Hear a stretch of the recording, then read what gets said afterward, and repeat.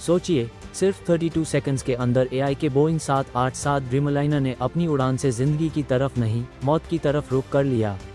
242 लोग, सिर्फ एक बच पाया। क्या ये इंसानी गलती थी या कुछ और? द 12 जून दोपहर 1:38 बजे अहमदाबाद एयरपोर्ट से एयर इंडिया फ्लाइट 171 ने लंदन के लिए अपनी परवाज शुरू की। बोइंग 787 ड्रीमलाइनर, जिसे एविएशन का फ्यूचर कहा जाता है। वेदर क्लियर था, रनवे स्मूथ और take off standard. Flaps 5 degree पर सेट दी, लैंडिंग गियर डाउन था, सब कुछ रूटीन प्रोसीजर के म्यूटेबिक हो रहा था। लेकिन 32 सेकंड्स बाद प्लेन ने कंट्रोल खो दिया और 241 लोगों के सपने आसमान से ज़मीन पर गिरकर एक हॉस्टल की दीवार में दफना दिए गए। फ्लाइट AI-171 ने पीक स्पीड 180 नॉट्स तक हासिल की, यानी 333 किलोमीटर पर आवर। मगर अचानक कॉकपिट में कुछ ऐसा हुआ जो किसी ने सोचा भी नहीं था। इंजन 1 और इंजन 2 के फ्यूल कंट्रोल स्विचेस, जो हमेशा रन पर होते हैं, 1 सेकंड के अंदर कट ऑफ पर चले गए। यानी दोनों इंजन्स ने अचानक काम करना बैन कर दिया। कॉकपिट वॉइस रिकॉर्डर ने उस वक्त एक छोटी मगर डरावनी बातचीत रिकॉर्ड की। ए फ्लैट तक ये क्लियर नहीं हो पाया कि ये किसने कहा, कैप्टन सुमित सबरवाल या फर्स्ट ऑफिसर क्लाइव कुंडर। सबसे बड़ी पहेली ये है कि ये स्विचेस अक्सर गार्ड रेल से प्रोटेक्टेड होते हैं। आप उन्हें सिर्फ तब हाई मूव कर सकते हैं जब आप उनका कवर उठाएं और फिर ज़्यादा फोर्स के साथ नीचे प्रेस करें। ये सिर्फ एआई के बटन नहीं, बल्कि एक डेलिबरेट एक्शन होता है। और दोनों स्विचेस एक दूसरे से 3 इंच दूर हैं, मतलब उनका एक साथ कट ऑफ होना एक्सीडेंटल नहीं लगता। तो क्या किसी ने जानबूझ के किया या सिस्टम मालफंक्शन था? जब प्लेन ने गिरना शुरू किया, पायलट्स ने फौरन रिस्पॉन्स दिया। दोनों स्विचेस को वापस रन पर ले आए।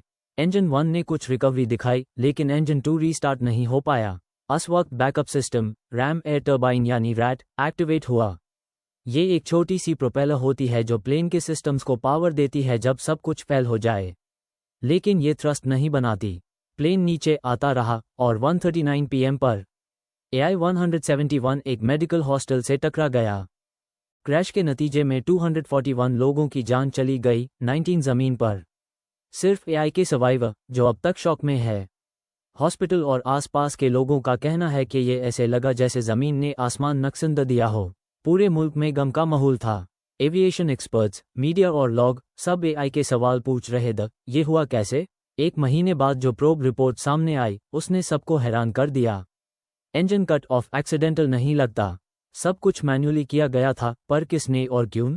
कुछ एक्सपर्ट्स का कहना है कि ये कॉकपिट ऑटोमेशन के बग का नतीजा हो सकता है।